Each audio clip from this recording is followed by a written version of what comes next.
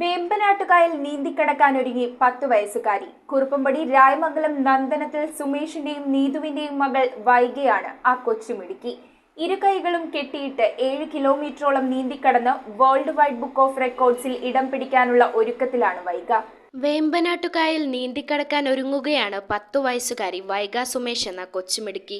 ഇരുകൈകളും കെട്ടിയിട്ട് 7 കിലോമീറ്ററോളം വേമ്പനാട്ടുകായൽ നീന്തിക്കടന്ന് അതിസാഹസികമായ ഈ ഉദ്യമത്തിലൂടെ വേൾഡ് വൈഡ് ബുക്ക് ഓഫ് റെക്കോർഡ്സിൽ ഇടം പിടിക്കാനുള്ള ഒരുക്കത്തിലാണ് വൈഗ. 1 വർഷം മുൻപാണ് വൈഗ പരിശീലനം ആരംഭിച്ചത്. ബിജു തങ്കപ്പന്റെ ശിക്ഷണത്തിലായിരുന്നു പരിശീലനം. വളരെ കുത്തൊഴുക്കുള്ള മൂവാറ്റുപുഴയാറിലാണ് വൈഗ പരിശീലനം പൂർത്തിയാക്കിയത്. വേമ്പനാട്ടുകായലിൽ ആലപ്പുഴ അമ്പലക്കടവ് വടക്കുംകരയിൽ നിന്നും കോട്ടയം ജില്ലയിലെ വൈക്കം ബീച്ച് വരെയാണ് വൈഗ കൈകൾ കെട്ടി നീന്തൽ നടത്താൻ ഒരുങ്ങുന്നത്. ശനിയാഴ്ച രാവിലെ 8-നാണ് ഈ സാഹസിക പ്രകടനം.